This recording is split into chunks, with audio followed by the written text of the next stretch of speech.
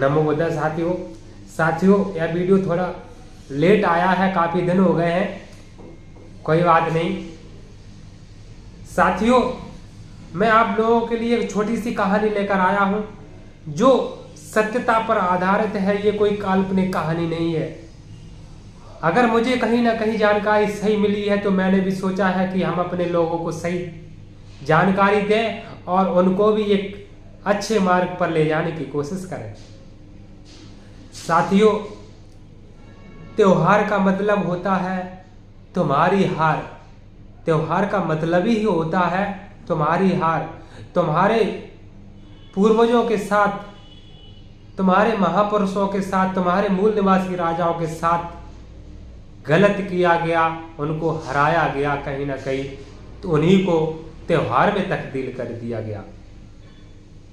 मैं आप लोगों को होलिका की सच्चाई बताने आया हूं।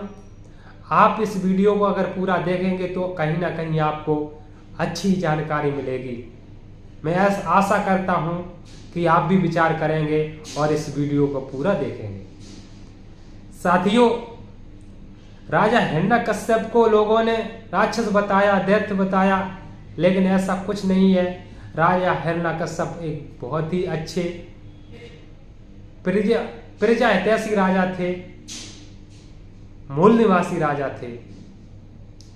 विचार ये होता है, लोग कहते हैं कि हिरण्यकश्यप अगर राक्षस थे तो उनका बेटा भक्त कैसे हो गया प्रहलाद। राक्षस का बेटा तो राक्षस ही होता है। ऐसा कुछ नहीं है, ये सब मनगढ़ंत कहानियां हैं। कुछ था, कुछ बताया गया, जो सही था उसको दबाया गया, जो गलत था उसको लोगों के सामने रखा गया है। तो मैं सच्चाई ये बताऊंगा। साथियों, हिरण्यकश्यप एक राजा बहुत अच्छे थे। उनका एक भाई था हिरणाक्ष। हिरणाक्ष ने आर्यों की जमीन को एक प्रतियोगिता में जीत लिया था, लेकिन आर्यों को ये बात हजम नहीं हो रही थी। उन्होंने अपना बदला लेने के लिए विष्णु नामक व्यक्ति से हिरणाक्ष की हत्या करवा दी, हिरणाक्ष को मरवा दिया। और जायज बात है, अगर किसी के भाई को कोई मार देगा तो वो ऑटोमेटिक दुश्मन बन जाएगा। यही हिरण्यकश्यप के साथ हुआ। हिरण्यकश्यप के भाई हिरणाक्ष को मार दिया जब विष्णु ने, तो हिरणाक्ष का दुश्मन बन गया विष्णु। साथियों, हिरण्यकश्यप की एक बहन थी होलिका, उसका बेटा था प्रहलाद। आर्यों ने प्रहलाद को इतना बिगाड़ दिया था, इतना नशेड़ी बना दिया था कि वो अपने बाप को बाप ना कह करके विष्णु को अपना पिता कहने लगा था, भगवान मानने लगा था। और मैं बताना चाहूंगा, जो कुमारिनी ने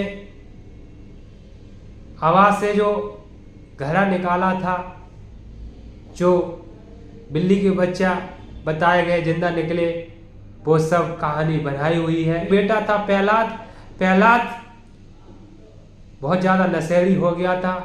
हिरण्यकश्यप ने प्रहलाद का एक गुरुकुल में एडमिशन करा दिया था, पढ़ने भेज दिया था, लेकिन वहां भी आर्यों के बच्चों ने प्रहलाद को बिगाड़ दिया, पढ़ने नहीं दिया। फिर प्रहलाद एक जंगल में रहने लगा। घर से इसलिए निकाल दिया था कि वो दारूबाज हो गया था, नशेड़ी हो गया था। अच्छे खासे एक राजा की बदनामी होने लगी थी प्रजा में, इसलिए उसको घर से बाहर निकाल दिया था। तो साथियों, होलिका की शादी रुक गई थी। दूसरे दिन बारात आने थी। एक दिन पहले होलिका ने अपनी भाभी से कहा, यानी कि प्रहलाद की माँ से कहा कि भाभी, मैं प्रहलाद से मिलना चाहती हूँ, क्योंकि भतीजे और बुआ का एक प्रेम ही अलग होता है। तो बुआ ने सोचा कि मेरी शादी हो जाएगी, कल से मैं पराई हो जाऊंगी, पता नहीं प्रहलाद से मेरी मुलाकात कब होगी, कब मिल पाऊंगी। तो उसने अपनी भाभी से कहा, भाभी आप खाना बना दो, मैं प्रहलाद को खाना देने जाऊंगी और मिल आऊंगी उससे। तो प्रहलाद की माँ ने खाना बनाया, होलिका लेके चली, जंगल की तरफ पहुंची। लोगों से पूछा हो कि प्रहलाद कहाँ रहता है। लोगों ने बताया कि वो एक जंगल में झोपड़ी बनाकर रहता है। तो साथियों, वहां भी आर्यों की संगत थी प्रहलाद के साथ। होलिका जैसे ही शाम का वक्त था, होलिका जंगल में पहुंची तो उन आर्यों ने होलिका को देखा, क्योंकि होलिका बहुत सुंदर दिखती थी, बहुत अच्छे दिल की भी थी और दिखने में भी बहुत सुंदर थी, क्योंकि होलिका एक अच्छे विचारों की थी। अंधविश्वास पाखंडवाद को त्याग करके वो इन चीज़ों पे भरोसा नहीं रखती थी, वो एक बुद्धिस्ट विचारधारा की थी। ये चीज़ भी उन आर्यों को हजम नहीं हो रही थी, क्योंकि वो पाखंडी थे। होलिका को जैसे ही देखा उन आर्यों ने तो उनकी नीयत खराब हुई, उनका मन विचलित हुआ। होलिका को जबरदस्ती पकड़ा, उनके साथ होलिका के साथ दुष्कर्म किया, दरिंदगी की, होलिका के साथ सामूहिक दुष्कर्म किया, यानी कि बलात्कार किया। होलिका बेहोश हो गई, होलिका बेहोश हो गई। इन सब बातों का प्रहलाद को पता नहीं चला, क्योंकि प्रहलाद नशे में धुत था। उन आर्यों ने सोचा विचार किया, अगर यह बात राजा को पता चली तो राजा मुझे फांसी चढ़वा देगा, हम लोगों को मरवा देगा। तो उन्होंने सोचा ना रहेगा बांस, ना बजेगी बांसुरी। वहीं उसी जंगल में खरपतवार इकट्ठा किया, ईंधन कंडे इकट्ठे किए, घास फूस इकट्ठे की और होलिका को सुबह रात करीब 4 बजे फूंक दिया, जला दिया। इधर राजा ने होलिका की भाभी से पूछा, यानी कि अपनी पत्नी से होलिका के बारे में पूछा कि होलिका कहाँ है। तो होलिका की भाभी ने कहा होलिका तो प्रहलाद को खाना देने गई थी। हिरण्यकश्यप के मन में विचार आया कि मेरी बहन के साथ जरूर कहीं ना कहीं गलत हुआ है। उसने गुप्तचरों को पता लगाने के लिए भेजा, गुप्तचर जंगल में पता लगाने आया। वहां के लोगों ने जो दृश्य देखा था तो गुप्तचरों को बताया कि होलिका के साथ पहले दरिंदगी की, अत्याचार किया, सामूहिक दुष्कर्म किया, उसके बाद होलिका को जला दिया। यह बात गुप्तचरों ने राजा को बताई कि महाराज, बहन होलिका को आर्यों ने पहले दुष्कर्म किया, उसके बाद जला दिया। राजा ने उन आर्यों को दरबार में बुलाया और दरबार में बुला करके उन सभी आर्यों के माथे पर लिख दिया अबीर। अबीर का मतलब होता है साथियों कायर, मतलब वीर पराक्रमी योद्धा। जो क्षत्रिय होता है उसे वीर कहा जाता है, और वीर के आगे अगर आ लगा दिया जाए तो वह अबीर हो जाता है। अबीर का मतलब होता है कायर, मतलब अबीर लिख दिया, मतलब ये कायर हैं। और उन सभी आर्यों को गधे पे बैठा करके, जूते चप्पलों की माला डाल कर, कालीन पोत करके, मुंह काला कर करके नगर में घुमाया। और नगरवासियों को पता चला कि ये कायर हैं, इन्होंने एक महिला के साथ दुष्कर्म किया, एक अबला के साथ दरिंदगी की और बाद में जला दिया। तो उन नगरवासियों ने उनके ऊपर थूका, कीचड़ फेंका, गोबर फेंका और गाली गलौज भी की, उन्हें बुरा भला भी कहा। साथियों, आज भी होली के त्योहार पर हमारे समाज के लोग एक दूसरे के ऊपर कीचड़ फेंकते हैं, गोबर फेंकते हैं, धूल मिट्टी फेंकते हैं। ये वही बातें हैं। और जो अमीर राजा ने लिखा था उनके माथे पर, वो अमीर भी आज भी लोग एक दूसरे को लगाते हैं। इसका मतलब है जो एक दूसरे पर अमीर लगाते फेंकते हैं वो कायर हैं। अमीर का मतलब ही कायर होता है।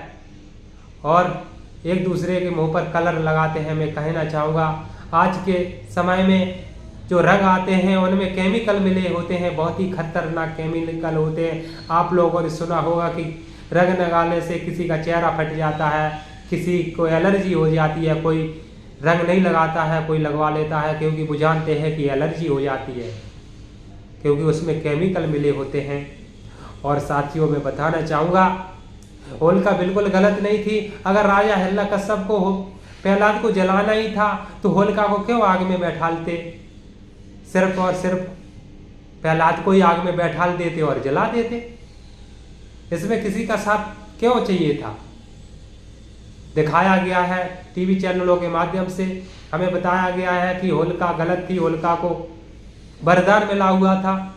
अगर मैं मान लूँ ग्रंथों के अनुसार अगर वरदान मिला था तो होलिका जली कैसे, क्यों जल गई। तुम वरदान भी बताते हो कि होलिका को वरदान मिला था, होलिका जलेगी नहीं तो कैसे जल गई।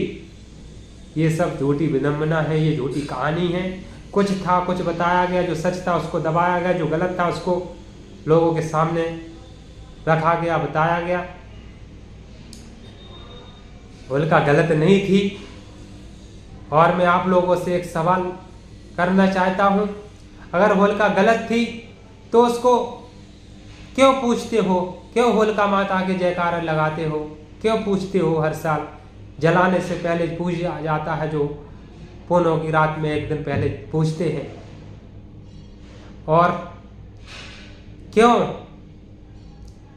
नारी को अपमान करते हो, हर साल नारी को जला करके नारियों का, समस्त भारत की नारियों का अपमान करते हो।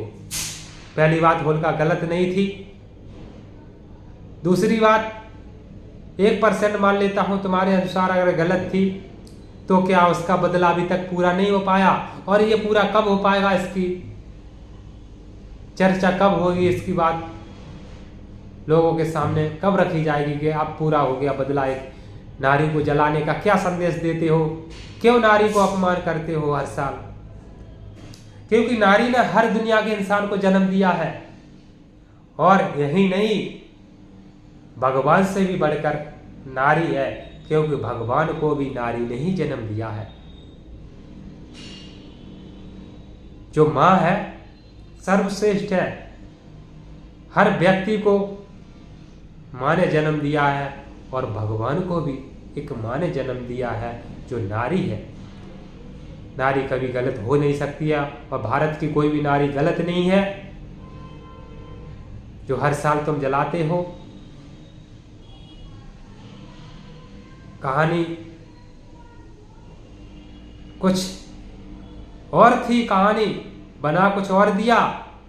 हमारे महापुरुषों, मूल निवासी राजाओं महाराजाओं के शहादत दिवस को ही त्योहार में तब्दील कर दिया गया, और हमारे समाज के भोले भाले लोग नहीं जान पाए कि हाँ उनके ही पूर्वजों के साथ गलत किया गया, उन्हीं को जला दिया गया, मार दिया गया। और तुम अपने ही पूर्वजों के शहादत दिवस पर जश्न मनाते हो, डीजे लगाते हो, खुशियां मनाते हो, अच्छे अच्छे पकवान बनाते हो,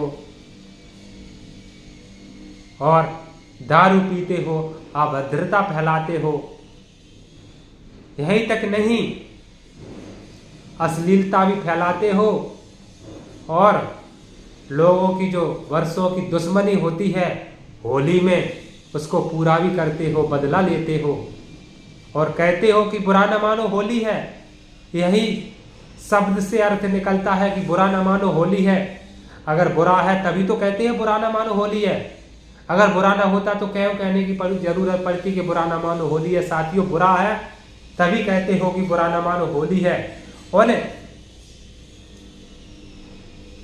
आर्यों ने तो खुशी जाहिर इसलिए की, उन्होंने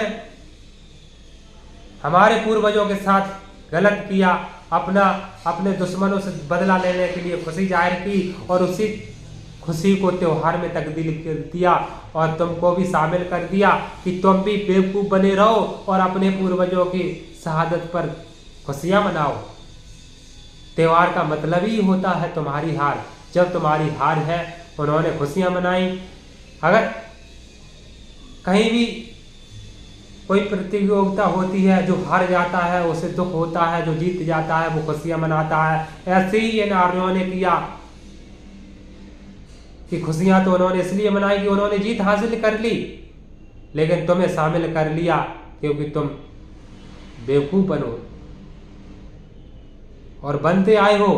अब समय कुछ और है, पहले समय कुछ और था। पहले के हमारे जो बुजुर्ग थे, जो हमारे पूर्वज थे, उनको यह सब बताया गया था, वैसा ही उन्होंने मान लिया। पढ़े लिखे नहीं थे, लेकिन आज के समय में सभी लोग पढ़े लिखे हैं, बुद्धिजीवी लोग हैं। अपने दिमाग का सही प्रयोग करें, अपने बुद्धि विवेक का प्रयोग सही करें और ऐसी विडंबनाओं से बचें। अपनों तो बचें और अपनी आने वाली संतानों को भी बचाएं। गलत रास्ते पर जाने से रोकें, सही मार्ग पर ले जाएं। ज़्यादा ना कुछ कहते हुए इसी के साथ नमो बुद्धाय, जय सम्राट।